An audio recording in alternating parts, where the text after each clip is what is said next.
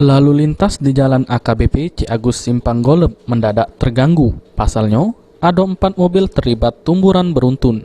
Sehingga, ada 2 mobil alami rusak berat meski digawak ke bengkel guna dibeneri. Kejadian tumburan dewek bermula dari mobil bagian depan sekali ngerem ngejut. Sehingga, nyebab ketiga mobil lainnya yang di bagian buri dak pacak ngelak, lalu akhirnya numbur. Awalnya tuh katanya tadi yang pertama tuh yang depan ngerem ngejut. Nah terus tuh yang ini ngerem ngejut. Aku tuh ngerem ngejut tapi tidak tahan lagi.